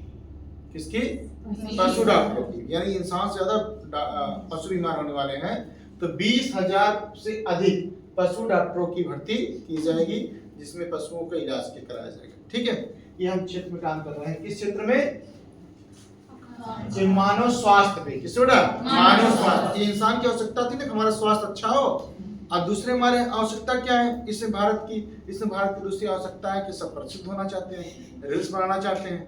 ठीक है, रील्स बनाना चाहते हैं, प्रसिद्ध होना चाहते हैं अपने आप को। तो इसे बोलते हैं ऑरेंज इकोनॉमी। क्या बोलते हैं, देखिए ये ऑरेंज इकोनॉमी है। जैसे यूट्यूब से पैसा कमाना क्या है, ऑरेंज इकोनॉमी। रील से पैसा कमाना कौन है, ऑरेंज इकोनॉमी। जो सोशल मीडिया से पैसा कमा रहे हैं उसे ऑरेंज इकोनॉमी बोलते हैं। क्या बोलते हैं, ऑरेंज। और आज भारत का एक बहुत बड़ा स्रोत है ऑरेंज इकोनॉमी। रील्स बना के पैसा कमा रहे हैं, यूट्यूब से पैसा कमा रहे हैं। ठीक है, देश की आधी आबादी इसी में चली जा रही है, रील्स देखते देखते। तो आप देख रहे हो, आप पैसा उनको दे रहे हो, कमा रहे हैं। अब भारत इस पर भी काम कर रहा है। अब भारत क्या चाहता है कि सब रीलबाज बने, इस बजट के हिसाब से सब यूट्यूबर बने, सब इनोवेशन करें, नया नया आविष्कार करें। देखिए क्या कर रहा है उसके लिए। उन्होंने दूसरे जो क्षेत्रों में काम किया है वो शिक्षा, संस्कृत और ऑरेंज इकोनॉमी के क्षेत्र में काम किया है। और ऑरेंज इकोनॉमी उन्होंने एबीजीसी का निर्माण किया है। किसका, एबीजीसी। अब एबीजीसी है क्या, ए मतलब होता है एनिमेशन, एनिमेशन। क्या होता है, एनिमेशन। वो देखिए ऊपर क्या क्या कार्टून वगैरह, देखिए ना, उसे क्या बोलते हैं, एनिमेशन। वी पर होता है विजुअल इफेक्ट। क्या होता है, विजुअल इफेक्ट। आप साउथ मूवी में देखते हो कि एक बार से पैर पटकता है तो धरती हिलने लगती है, देखें तो वो कौन सा है, विजुअल इफेक्ट। क्या भैया, विजुअल इफेक्ट। या कोई जब किसी का नाम हुआ तो बोलता है ना, तो जो आवाज आ रही है इस तरीके से, वो क्या है, विजुअल इफेक्ट। तो वी फॉर विजुअल इफेक्ट। जी पर होता है गेमिंग, जी पर गेमिंग। और शी पर होता है कॉमिक्स मतलब एक्टिंग के क्षेत्र में, रील्स बनाना, यूट्यूब चलाना, ये सब क्षेत्र होता है। तो सरकार इसके लिए क्या कर रही है, सरकार इसके लिए बहुत बड़ा काम कर रही है। पता क्या कर रही है सरकार, इसके लिए 15,000 स्कूलों में, प्राइमरी से लेकर जूनियर तक 15,000 स्कूलों में और 500 कॉलेजों में इसके लिए ट्रेनिंग करवाएगी। एवीजीसी के लिए कितने स्कूलों में, 15,000 स्कूलों में क्रिएटिव कंटेंट लैब बनाई जाएगी, जिसमें युवाओं को इन मामलों में प्रशिक्षित किया जाएगा। किसमें, एवीजीसी में। किसमें बेटा, एवीजीसी में। यानी एनिमेशन करें ये लोग, विजुअल इफेक्ट सीखें ये लोग, गेमिंग करना सीखे, यानी खेल खेलें, और खेलने का सही तरीका क्या है इसको देखेंगे, और खेल बनाएंगे भी, एनिमेशन भी करेंगे। और कॉमिक्स के क्षेत्र में कार्य करने के लिए 15,000 स्कूल और 500 कॉलेज में इसके लिए कंटेंट लैब भी बनाया जाएगा, जहां युवाओं को इसके लिए प्रशिक्षित किया जाएगा। समझ गया आप? ये युवाओं के लिए कार्य कर रही सरकार। दूसरा, 5 यूनिवर्सिटी टाउनशिप का निर्माण भी कर रही है। किसका? 5 यूनिवर्सिटी टाउनशिप। और सबसे महत्वपूर्ण बात, वो हर जिले में एक महिला छात्रावास बनाएगी। हर जिले में एक महिला छात्रावास बनाएगी। उत्तर भारत के जितने जिले हैं सभी जिलों में एक एक जिले में एक महिला छात्रावास बनाएगी, जहां महिलाएं रह करके अपना ट्रेनिंग प्राप्त करेंगी। जो भी पढ़ाई लिखाई करना चाहते हैं मुख्य रूप से एवीजीसी में ज्यादा सफल रहेंगी महिलाएं। तो जो है हर जिले में महिला छात्रावास बनाया जाएगा और इन लोग को इस तरह की ट्रेनिंग दी जाएगी। ठीक है, एवीजीसी का फुल फॉर्म आप अवश्य याद कर लीजिएगा। कितना पैसा खत्म किया जा रहा है, क्या क्या किया जा रहा है। ठीक है, उस पर अगला है कल्चर में उन्होंने क्या काम किया है। कल्चर में क्या किया, 15 पुरातात्विक स्थल विकसित किए जाएंगे। कितने? 15 पुरातात्विक स्थल विकसित किए जाएंगे। पर्यटन के क्षेत्र में हमें काम कर रहे हैं कि ये जो है क्या नाम है कि 15 पुरातात्विक स्थल विकसित करेंगे हम, जिसका मुख्य मकसद ये है कि पर्यटन के क्षेत्र को बढ़ावा दिया जा सके। अभी क्वेश्चन आता, उत्तर प्रदेश पर्यटन नीति कब अपनाई गई थी? तो उत्तर प्रदेश पर्यटन नीति अपनाई गई थी 16 नवंबर 2022 को। कब आई थी? 16 नवंबर 2022 को नई पर्यटन नीति आई थी। ये भी क्वेश्चन महत्वपूर्ण है, इसको क्लियर कर लीजिएगा। अभी बजट आया तो मैं बता दिया आपको। तो 15 पुरातात्विक स्थल विकसित किए जाएंगे। और सुनिए, 10,000 टूरिस्ट गाइड को प्रशिक्षित किया जाएगा। टूरिस्ट गाइड को प्रशिक्षित किया जाएगा। प्रशिक्षित टूरिस्ट गाइड रहेंगे। इसका मतलब ये होता है जैसे जो लोग विदेश से टहलने आते हैं, या अच्छा टूरिज्म एक अच्छा क्षेत्र है, व्यापार का एक अच्छा क्षेत्र, इनकम के स्रोत का। यदि किसी क्षेत्र को टूरिज्म क्षेत्र घोषित कर दिया जाता है तो जो लोग विदेश से घूमने डालने आते हैं वो आसपास के लोग को बहुत इनकम देते हैं। कैसे? जो टूरिस्ट जो गाइडर हैं, एक तो वो पैसा कमाएंगे, गाइडर लोग पैसा कमा रहे हैं। दूसरा, स्थानीय चीज बेचने वाले लोग हैं, वो भी पैसा कमा रहे हैं कि नहीं कमा रहे हैं? कमा रहे हैं। तो ये भारत क्या करेगी, 10,000 टूरिस्ट गाइडर बनाएगी। कितना बनाएगी? 10,000 टूरिस्ट गाइडर बनाएगी। भारत कितना टूरिस्ट बनाएगी? 10,000। कितना? 10,000 टूरिस्ट गाइडर भारत बनाएगी। उसके बाद अगला क्या पॉइंट देखना है इसमें, खेलो इंडिया मिशन, इसको दीर्घकालीन बनाया जाएगा। किसको? खेलो इंडिया मिशन को दीर्घकालीन बनाया जाएगा। ठीक है, तो हमने कहा कि 10,000 टूरिस्ट गाइड का प्रशिक्षण दिया जाएगा, जिसका मुख्य मकसद यह होगा कि जिन स्थानों पे आप देखने के लिए जाते हैं उन स्थानों की सही जानकारी सामने वाले को दी जाए। पता चला आप गौरी शंकर दर्शन करने आए हुए या किसी स्थान देखने जा रहे हैं और सामने वाला गलत जानकारी आपको दे दी। ऐसा भी तो होता है, जब टूरिस्ट को पता नहीं विदेश आने वाला क्या पता क्या नहीं पता है। लेकिन अगर मान लीजिए अगर प्रशिक्षित देना है तो अगर ट्रेंड लोग रहेंगे तो सही जानकारी गलत जानकारी देंगे। सही, जैसे आप लोग इतिहास पढ़े लिखे हो, आप लोग जानते हो इतिहास में कि किसका संबंध सारनाथ से है, किसका संबंध काशी विश्वनाथ से है, किसका संबंध ताजमहल से है। लेकिन मान लीजिए कोई विदेशी है, उसको ना पता हो, उसको चाहे जो पढ़ा दो। तो ऐसे लोग ना होने पाए, इसके लिए 10,000 टूरिस्ट गाइड का प्रशिक्षण दिया जाएगा। खेलो इंडिया मिशन, भारत इस पर बहुत ध्यान दे रहा है। इसके लिए क्या कर रहा है कि दीर्घकालीन बनाया जाएगा। प्रत्येक स्कूलों में संस्थान बनाए जाएंगे अब खेलने के लिए, यानी हर संस्थान पे खेलो इंडिया यूथ गेम्स का आयोजन प्रोत्साहन दिया जाएगा। इसका मुख्य मकसद है ओलंपिक्स या अन्य खेलों में भारत अधिक से अधिक मेडल ला सके, यानी खेल पर ध्यान दिया जाएगा। कंफर्म हो गया? तो हमने दूसरा हमारा लक्ष्य क्या, कर्तव्य क्या था? आकांक्षाएं। क्या होता? एक तो हमने स्वास्थ्य पर ध्यान दिया। ठीक है, स्वास्थ्य पर में ज्यादा भर्ती किसी करेंगे? स्वास्थ्य कर्मियों की। 1 लाख है प्रशिक्षित और 1.5 लाख उसके केयर टेकर है, और 20,000 हम किसकी नियुक्ति कर देंगे? पशु चिकित्सकों की। उसके बाद हमने तो बताया जो हमारी दूसरी मुख्य मकसद है AVGC. AVGC content creator lab की स्थापना करेंगे 15,000 स्कूलों में और 15,000 छोटे स्कूलों में और 500 बड़े कॉलेजों में हम स्थापना करेंगे कंटेंट क्रिएटर लैब की। उसके बाद अगला पॉइंट आपका आता है, अगला पॉइंट आता है तीसरा कर्तव्य हमारा क्या था? सबका साथ सबका विकास। अब हम चलेंगे असली पॉइंट पर, सबका साथ सबका विकास। इसमें क्या करेंगे? देखिए, किसानों के लिए अभी तक क्या होता था, सरकार जितनी बजट है तो उसमें उन्होंने किसानों के लिए फलाना नीति का स्टार्ट किया। ऐसा इस बार कुछ नहीं किया गया। इस बार पे 3 मुख्य बातों पे फोकस किया गया है। इस बार पे किसानों के लिए मत्स्य उत्पादन, पशुपालन और अमृत सरोवर, 3 चीज पर ध्यान दिया गया है। इस बार बजट में यह बात कही गई है कि आप पारंपरिक खेती के अतिरिक्त मत्स्य पालन भी कीजिए, पशुपालन भी कीजिए और अमृत सरोवर को भी बढ़ावा दिया जाएगा। यानी खेती, पारंपरिक खेती के साथ ही साथ अब व्यापारिक खेती के ऊपर भी ध्यान दिया जाएगा। और दूसरे पर उन्होंने क्या किया, व्यापारिक फसलों का उत्पादन कीजिए, जिस पर उन्होंने विशेष रूप से ध्यान दिया और इन्होंने इस पर विशेष छूट भी दे रखा है।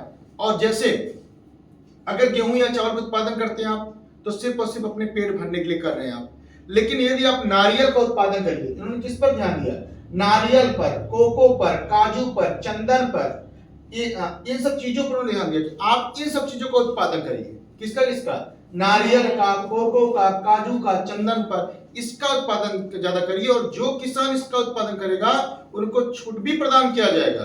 और भारत का लक्ष्य है कि 2030 तक हम काजू और कोको, कौन कौन, काजू और कोको को वैश्विक ब्रांड बना दें। इसका अर्थ यह होता है कि हम काजू और कोको को 2030 तक अंतर्राष्ट्रीय स्तर पर बेचना शुरू कर दें। कब तक, 2030 तक। कब तक बेटा, 2030। ठीक है, ये लक्ष्य हमारा है। अगला पॉइंट क्या आता है, ये महत्वपूर्ण क्वेश्चन हो गया।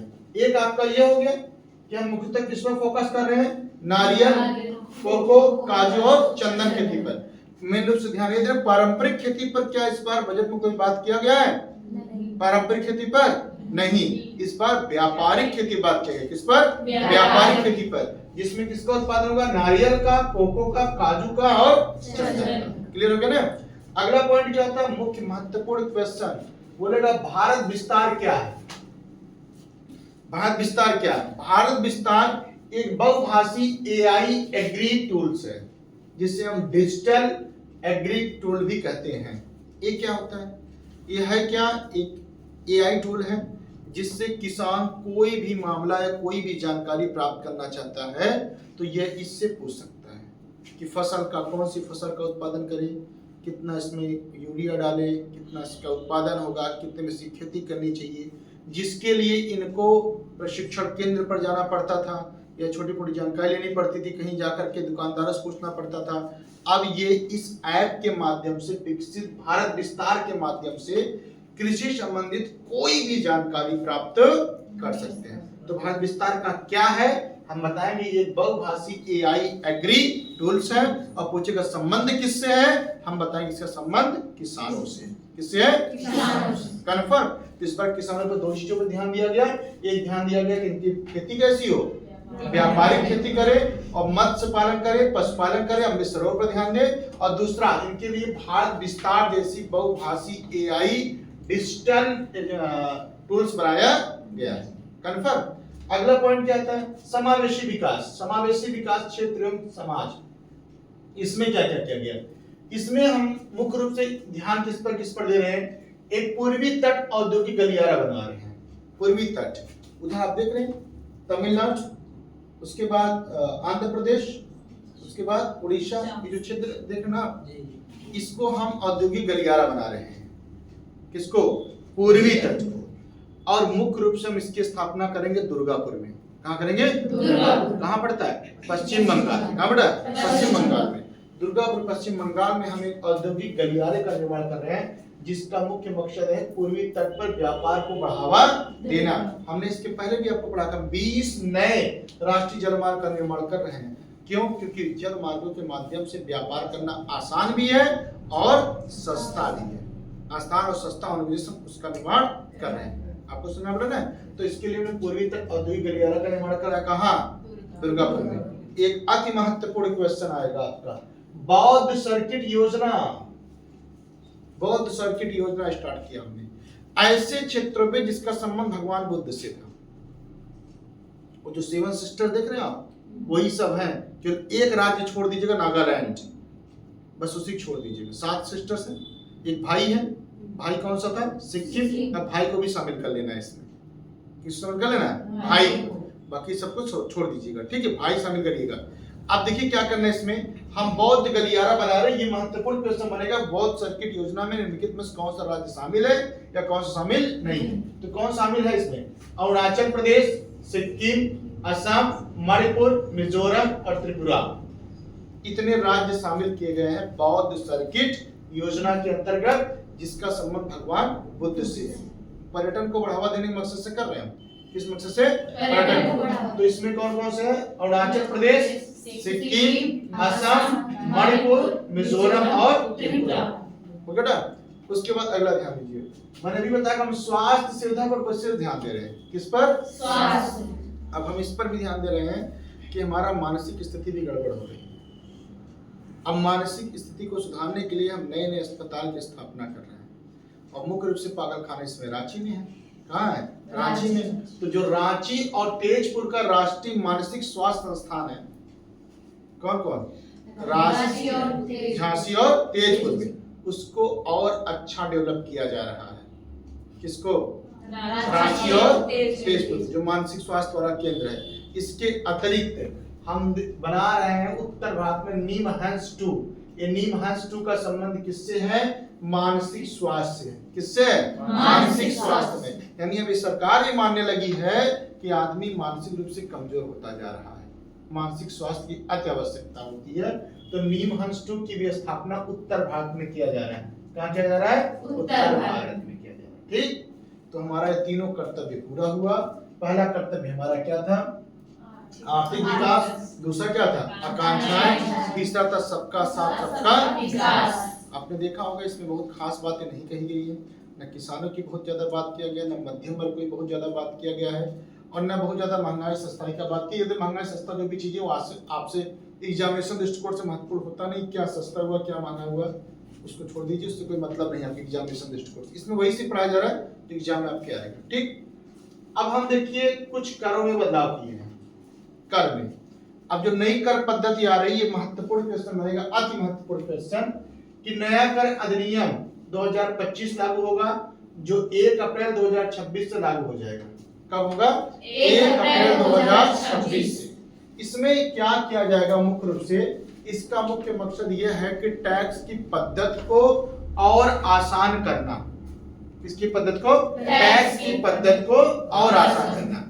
जैसे आईटीआर का फॉर्म हर कोई जमा करता है, इनकम टैक्स रिटर्न हर कोई जमा करता है, तो इनकम टैक्स रिटर्न जो लोग जमा करते हैं उसके फॉर्म बहुत लंबे चौड़े होते हैं, उसको फॉर्म को और आसान करना है। आईटीआर के फॉर्म को और आसान करना है। दूसरा क्या होता है कि अभी तक आईटीआर भरने की अंतिम डेट हुआ करती थी 31 दिसंबर। 31 दिसंबर। इसके बाद आप आईटीआर को नहीं भर सकते थे, ये भरते तो आपको बहुत ज्यादा टैक्स पेमेंट करना पड़ता था। अब इसको बढ़ा करके 31 मार्च तक कर दिया गया है। कब तक कर दिया गया? 31 मार्च तक। इसका मुख्य मकसद यही है कि लोग ज्यादा से ज्यादा इनकम टैक्स दें और आसानी के साथ दे टैक्स, उनको किसी चीज का बहुत ज्यादा परेशानियों का सामना ना करना पड़े। टैक्स तो भी दे रहे हैं और समस्याओं का सामना भी करना पड़े तो टैक्स क्यों देंगे वो? तो आईटीआर की पद्धति को आसान बनाया गया है। अगला क्या होता है? जो छोटे करदाता हैं उनको टीडीएस के लिए छूट दी जा रही है।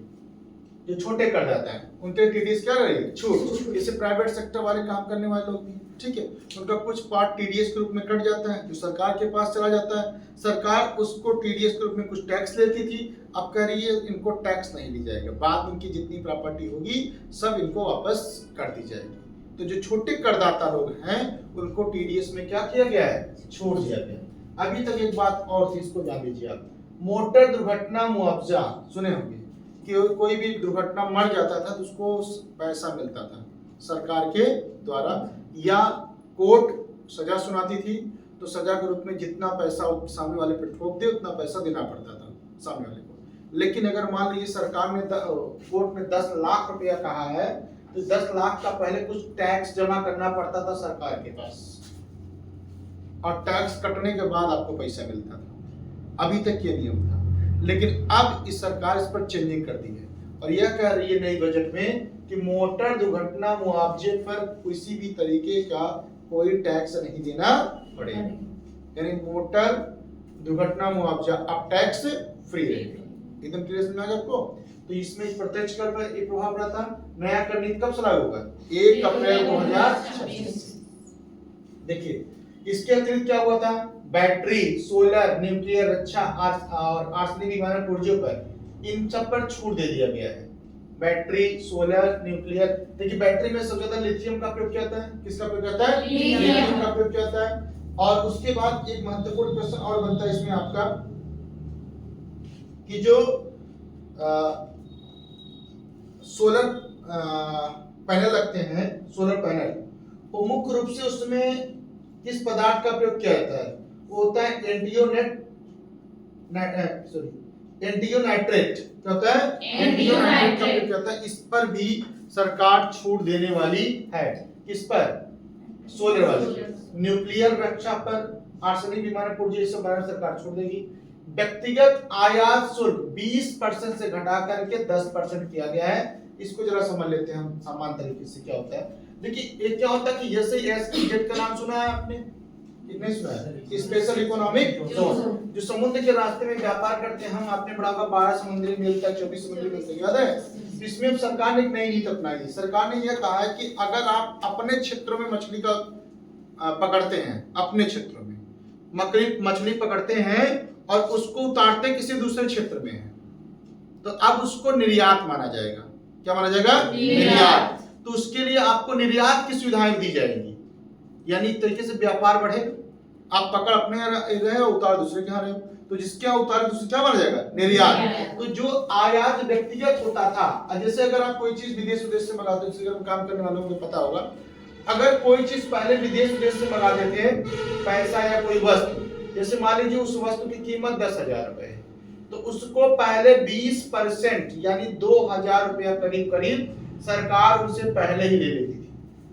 अगर कोई भी 10,000 की वस्तु आपने मंगाया है तो 2,000 रुपये आपको सरकार को टैक्स रूप में पेमेंट करना पड़ता था। व्यक्तिगत कोई सामान मंगा रहे हैं तो भी अब उस टैक्स को घटाकर कितना परसेंट कर दिया गया है? 10%। कितना कर दिया है?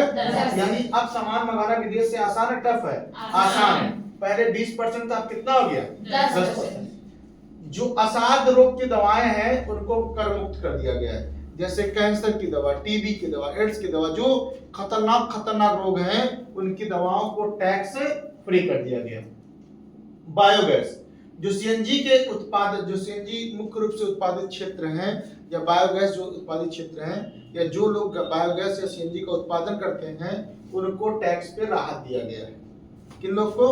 जो बायोगैस या सीएनजी का उत्पादन कर, जो कंपनियां बायोगैस का उत्पादन कर रही है या फिर किसका उत्पादन कर रही है? सीएनजी का, तो उनको क्या कर रहा है? उत्पादन पर छूट दिया जा रहा है। मुख्य मकसद यही है कि अगर इन वस्तुओं का उत्पादन ज्यादा होगा तो लोग, जिसे अगर कंपनी को उत्पादन में छूट दिया जा रहा है, टैक्स को छूट दिया जा रहा है, तो ज्यादा कंपनी एस्टेब्लिशमेंट होगी, तो ज्यादा उत्पादन करेंगी। तो जब ज्यादा उत्पादन करेंगी तो देश में जो है जो कार्बन की स्थिति बढ़ रही है, वो कार्बन धीरे धीरे क्या हो जाएगा? कम। तो ये जो बायोगैस सीएनजी पर उस पे क्या किया था? आपको छूट दिया गया। व्यापार के लिए क्या किया गया था? व्यापार के लिए हमने स्टार्ट किया सिंगल डिजिटल कस्टम विंडो। मैंने भी बताया आपको कि अभी तक क्या होता था कि अगर कोई भी आपको व्यापार करना हुआ तो आपको कई स्थानों पे जाकर के उसका परमिशन लेना पड़ता था। अब उसके लिए नया शुरुआत किया गया सिंगल डिजिटल कस्टम विंडो, कि एक ही स्थान पर आपको सारी की सारी सुविधाएं मिल जाएंगी। तो सिंगल विंडो की शुरुआत किया गया है व्यापार को बढ़ाने के लिए। एआई आधारित कंटेनर स्कैनिंग की शुरुआत किया जा रहा है। किस पर? एआई आधारित। ई कॉमर्स निर्यात सीमा हटा दी गई। यानी पहले क्या होता था कि निर्यात की फिक्स तक आप इतने तक व्यापार कर सकते हो, इससे ज्यादा व्यापार नहीं कर सकते। अब उसको हटा दिया गया कि आप कितनी भी तक व्यापार आप कर सकते हो। मुख्यतः शायद 50 लाख तक, पहले 20 लाख था। अगला आपको 16वां वित्त आयोग में राज्यों को जो अनुदान दिया जाएगा वो 1.4 लाख करोड़ रुपए प्रत्येक राज्य को अनुदान दिया जाएगा। कितना? 1.4 लाख करोड़। ये आपका संबंध हो गया बजट से। कुछ अन्य तथ्य हैं जिससे संबंधित हैं, उसको मैं बता रहा हूं आपको, जो अन्य है। जैसे जीडीपी का विकास कितना होगा? 7.4%। कितना? 7.4%। और राजकोषीय घाटा कितना रहेगा? जीडीपी का 4.3%। कितना था? 4.3%। और इस बार जीडीपी का विकास कितना होगा? 7.4%। रक्षा बजट पर कितना खत्म किए हैं? 7.85 लाख करोड़। कितना? 7.85 लाख करोड़। अच्छा, ये मत समझिएगा कि ये पैसा सिर्फ विनिर्माण के क्षेत्र में या सिर्फ हथियार खरीदने में किया जाता है। नहीं, इसका प्रयोग 3 क्षेत्रों में किया जाता है। एक सैनिकों के वेतन में, एक पेंशन में, और एक हथियारों को खरीदने में। ये तीनों क्षेत्र में किया जाता है बेटा, ध्यान सुनिएगा। ये जो पैसा स्पेंड करते हैं हम, ये तीनों क्षेत्र में खत्म होगा। एक उनका सैलरी भी दिया जाएगा, एक फिर क्या होगा, जो पेंशन है उनको भी दिया जाएगा, और जो हथियार वगैरह खरीदने होंगे उसको भी दिया जाएगा। ये सारा जो बताया आपको सेल्फ रेलिवेंट फंड है, जिसकी स्थापना 2021 में किया गया था। कब किया था? 2021। कैपिटल एक्सपेंडिचर इसकी प्रॉपर्टी को बढ़ाकर 12.2 लाख करोड़ कर दिया गया है। कितना कर दिया गया है? 12.2 लाख रुपए। ESTT क्या होता है? Security transaction on tax. ये क्या होता है? ESTT इस बार चर्चा में रहा है, एग्जाम में क्वेश्चन पक्का पूछेगा। ESTT का संबंध किससे है? ESTT का संबंध है शेयर मार्केट से। किससे है? शेयर मार्केट से। इसको आप हम अच्छी तरह जानते हैं। शेयर मार्केट पे कंट्रोल कौन रखता है? सेबी। कौन रखता है? सेबी। ये भी क्वेश्चन ध्यान सुनिएगा। अच्छा, आप सब लोग जानते हो कि इस समय किसी से पूछे सब शेयर मार्केट में लगाए हैं पैसे? ठीक है, छोटे छोटे व्यापारी भी सर शेयर मार्केट लगाए हुए पैसे, यहाँ तक कि गांव घर के लोग भी आप देखते होंगे शेयर मार्केट पैसे लगाए फंसे हुए हैं। ठीक है, सब शेयर मार्केट खेल रहे हैं, सब शेयर मार्केट खेल रहे हैं। अब इससे होता क्या पता आपको? शेयर मार्केट में इतनी ज्यादा संख्या हो जाती है कि उससे शेयर मार्केट गड़बड़ होने लगता है, स्थिरता नहीं रह जाती, अस्थिरता आ जाती है। क्या आती है? अस्थिरता। अब सरकार ने क्या किया पता आपको? अब सरकार ने क्या किया कि भैया, अगर कोई आप लोग नहीं जानते होंगे, आप जितना शेयर मार्केट पैसा लगाते हो ना, उसका सरकार टैक्स वसूलती है आपसे। अब शेयर मार्केट उसने टैक्स को बढ़ा दिया, ESTT उसने बढ़ा दिया। कितना कर दिया? 0.15% कर दिया। कितना कर दिया? 0.15। पहले ये अलग अलग था, पहले ये 0.10 था, 0.12 था। जो नॉर्मल टैक्स पेयर है उनको 0.1 पॉइंट है, जो नॉर्मल व्यापारी हैं, जो बड़े व्यापारी 0.12 था। अब सब में कितना कर दिया? 0.1। अब इतना कर दिया। अब इससे क्या होगा? इसका मुख्य मकसद है शेयर मार्केट में स्थिरता लाना।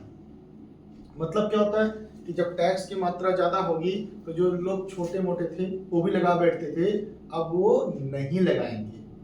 तो शेयर मार्केट में जो लोग, वही लोग शेयर मार्केट में उतरेंगे जो दमदार होंगे, जिनके पास क्षमता ज्यादा होगी और जो शेयर मार्केट के जानकार होंगे। तो इसका मुख्य मकसद है। ESTT का संबंध किससे है? ESTT का संबंध किससे है? Share market. किससे है? Share market. इसको मुख्य रूप से बढ़ाने का मकसद क्या है? शेयर मार्केट में स्थिरता को लाना।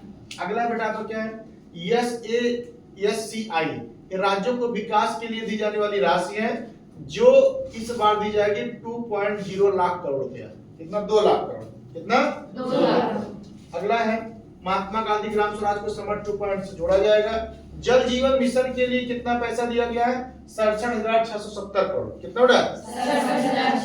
67,670 करोड़। देखिए, रक्षा बजट में 7.85 करोड़, जल जीवन मिशन में 67,670 यानी 67,67,0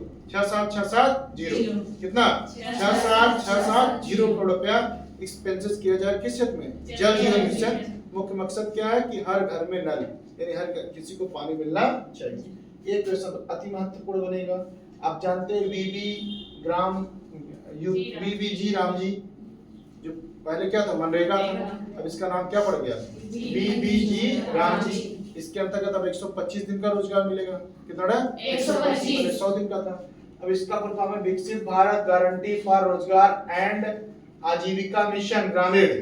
इसमें कितना पैसा खत्म किया जाएगा इस बार? 95,692 करोड़। बोलिए, 95,692 करोड़। हाँ, 95,692 करोड़ रुपया इस बार इसमें खत्म किया गया।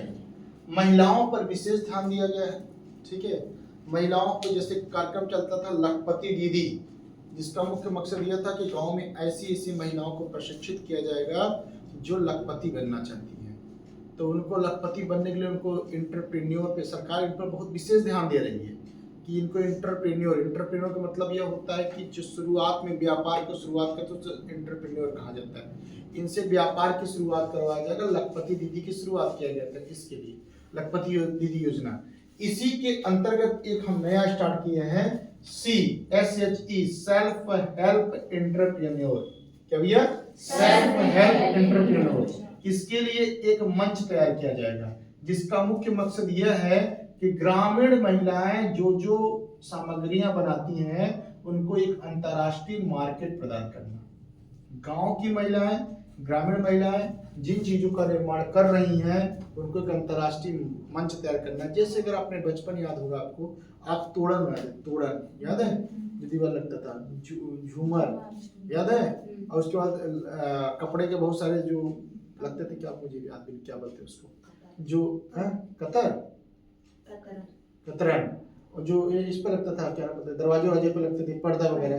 तो दौरी, भौका, याद है? यही याद है। हाँ, ये सब गांव बनते थे और अच्छे अच्छे बनते थे। ठीक है, अब उसको क्या करना था कि अब आप देखते होंगे कि जो गांव में पहले उसे लोग बनाते थे, हाथ से बनाकर दे देते थे किसी को भी, अब उसको मार्केट में गए 400 500 300 मिल रहा है, मिला नहीं मिल रहा है। अब इसका मुख्य मकसद ये है कि अगर गांव की जो औरतें बैठ के बकवास कर रही हैं, अगर उन लोग को इसमें प्रशिक्षित कर दिया जाए और उनकी सामग्रियों को खरीद कर बेचा जाए, उनके भी पास इनकम का एक स्रोत बन जाएगा, पहली बात तो। दूसरा, ये भी लखपति दीदी के अंतर्गत, योजना के अंतर्गत आ जाएंगी और ये भी आसानी के साथ व्यापार करेंगे। जब सेल्फ पर डिपेंड रहेंगी तो सेल्फ कार्य करना शुरू कर देंगे। तो इसके लिए चला गया सी योजना। और भैया सी योजना, तो सी योजना का संबंध किससे है? ग्रामीण महिलाओं के द्वारा बनाए हुए सामग्रियों को एक अंतर्राष्ट्रीय मंच प्रदान। अगला, पीएम सेतु योजना। पीएम सेतु योजना का संबंध किससे था? इसका संबंध शिक्षा से था। किससे था? शिक्षा से था। इसका मुख्य मकसद मैं बताया था उस दिन आपको कि एनपीई 2020 जो हुआ था, नई शिक्षा नीति जो 2020 है, इसका मुख्य मकसद ये था कि शिक्षा को इस तरीके से दिया जाए ताकि लोग रोजगार को प्राप्त कर सके, यानी शिक्षा को रोजगार परक बनाना। क्या मुख्य मकसद है? शिक्षा को रोजगार परक बनाना, यानी शिक्षा को रोजगार से जोड़ने के लिए पीएम सेतु योजना चलाई गई थी, जिसके लिए 6141 करोड़ रुपए इस पर दिया जाएगा। कितना? 6141। अगला आपका है, भारत के पूर्वी राज्यों में एनआईडी की स्थापना किया जाएगा। नेशनल इंस्टीट्यूशन ऑफ डिजाइन की स्थापना किया गया है। कहाँ पे? भारत के पूर्वी राज्यों में। ग्लोबल बिग कैट अलायंस कहाँ स्थापित किया जाएगा? कहाँ सबमिट होगा? 2026 वाला नई दिल्ली में। ग्लोबल बिग कैट अलायंस 2026 कहाँ आयोजित होगा? नई दिल्ली में। अच्छा, संडे को बजट इस बार कैसी बार पेश हुआ है? दूसरी बार। इसके पहले कब पेश हुआ था? 1999। तब कौन पेश किया था? कौन पेश किया? यशवंत सिन्हा। इस बार कौन पेश किया है? निर्मला सीतारमण। ठीक है। देखिए, एक और वर्ड यहाँ पे चर्चा में था, एमएएफ। एमएएफ क्या होता है? इसका फुल फॉर्म होता है न्यूनतम वैकल्पिक कर।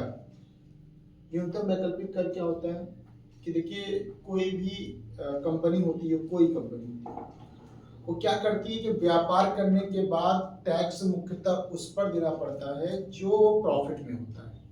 टैक्स का उससे मतलब होता है, सारी कंपनियां टैक्स, हमने टैक्स चोरी का नाम सुना होगा। तो जैसे क्या करते हैं, आपने कोई कंपनी स्टेब्लिशमेंट किया और आपने दिखा दिया आपके यहाँ 10,000 कर्मचारी काम करते हैं, एक कर्मचारी की कीमत 1,000 रुपये लगा दिया, 10,000 का काफी कुछ पैसा हो जाएगा। तो आप बता देंगे हमने अपनी इतनी सैलरी ही बांट दी, मुझे प्रॉफिट ही नहीं है, मैं टैक्स कहाँ से दूं?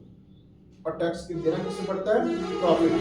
तो एमएएफ क्या था? न्यूनतम वैकल्पिक कर था, वह कर था जो हर किसी कंपनी को देना ही पड़ता था, हर किसी व्यक्ति को देना ही पड़ेगा। वो उसे क्या बोलते थे? एमएएफ। क्या बड़ा? एमएएफ। ये क्या कर दिया गया है? अब इसको 2026 से बंद कर दिया गया है। अब इसकी जो बंद क्या कम कर दिया गया है, अब इसमें जो पहले 15% था उसको 14% कर दिया गया। कितना कर दिया गया? 14%। पहले 15%, कितना हो गया? 14%। कंफर्म हो गया आपका? उसके अगला क्या आपका?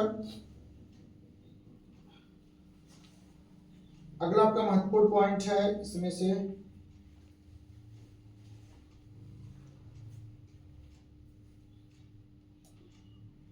सेफ हार्बर वर्ड क्या होता है? सेफ हार्बर, देखिए सेफ हार्बर क्या होता है? दो नए वर्ड आपके पास, एक तो एमएएफ आपने समझा क्या? न्यूनतम वैकल्पिक कर, जो प्रत्येक कंपनी को व्यापार पर देना ही पड़ता था, मतलब आप कुछ ना कुछ टैक्स पेमेंट करेंगे। एक होता सेफ हार्बर, ये वर्ड बहुत इंपॉर्टेंट है, इसका संबंध भी टैक्स से है। सेफ हार्बर क्या होता है बेटा? देखो, ये कंपनी और इनकम टैक्स यानी सरकार के बीच एक समझौता होता है। देखो भैया, हम इतना व्यापार तो निश्चित रूप से इतना प्रॉफिट कमा रहे हैं। जैसे हमने कोई कंपनी चला रहे, मैंने कहा कि मेरी कंपनी जो है पर ईयर 1,000 रुपए का प्रॉफिट में है ही, 1,000 रुपए का प्रॉफिट में है प्रत्येक वर्ष। हमारी कंपनी चाहे इससे कम हो और चाहे इससे ज्यादा ना हो, लेकिन टैक्स हम आपको 1,000 रुपए का देंगे, ये निश्चित है। हम आपको टैक्स पेमेंट करेंगे, चाहे हमारा कंपनी घाटे में क्यों चली जाए तब भी आपको हम टैक्स देंगे, और चाहे इससे हो सकता है इससे ज्यादा फायदे में भी रहे तब भी टैक्स आपको हम देंगे। इसे सेफ हार्बर कहते थे। क्या बोलते हैं? Safe harbour. ये किसके बीच समझौता होता था? सरकार और कंपनी के बीच में। अभी तक इसके अंतर्गत ऐसी कंपनियों को शामिल किया गया था जो 300 करोड़ रुपए तक व्यापार करती थी। कितना? 300 करोड़ रुपए व्यापार, यानी सेफ हार्बर की नीति कौन कंपनी अपना सकती थी? जिनका व्यापार 300 करोड़ रुपए तक था। कितना तक था? 300 करोड़। लेकिन अब क्या होता है कि अब इसमें 2000 करोड़ तक व्यापार कंपनी को शामिल कर लिया गया। कितना? 2000 करोड़। ये कहती है कि अच्छा टैक्स किस पर देना पड़ता है? टोटल इनकम पर कि लाभ प्रॉफिट पर? प्रॉफिट पर। किस पर? प्रॉफिट पर जो होगा उसी पर उनको टैक्स पेमेंट करना पड़ता है। जो टोटल इनकम है उस पर पेमेंट नहीं करना पड़ता। किस पे पेमेंट करना पड़ेगा? प्रॉफिट पर। किस पर? प्रॉफिट पर। ठीक है, तो अब पहले इसका सेफ हार्बर कितने तक था? 300 करोड़ रुपए तक। अब कितना हो गया? 200 करोड़। कितना? 200 करोड़। उसके बाद एक अंतिम पॉइंट आपका बताया गया है। अंतिम पॉइंट ये क्लियर कर लेना आपको कि तेंदुपत्ते पर जो टीसीएस की दर थी उसको 5% से घटाकर कितना कर दिया गया है? 2%। कितना कर दिया गया? 2%। तो सबको समझ में आ गया पूरा बजट? आपको कोई ये पूरा का पूरा बजट आपके सामने था, जिसमें आपका एक वर्ष, आने वाले वर्षों के लिए जो बजट में क्वेश्चन पुटअप होगा, जहां से क्वेश्चन पुटअप होगा वो सारे क्वेश्चन अप्रोक्सीमेट यहीं से रहेंगे। आपको इसको एक बार पढ़ लेना है, फिर एक बार इसको नोट कर लेना है। ठीक है, उसके बाद आप इससे क्वेश्चन में कल करूंगा आपका, तो जो आपको बताना होगा कुछ महत्वपूर्ण पॉइंट है जो आपको अच्छे तरीके से अच्छी से पढ़ लेना है, ताकि आपके एग्जाम में कोई भी क्वेश्चन आए उससे आपसे सॉल्व हो सके। ठीक।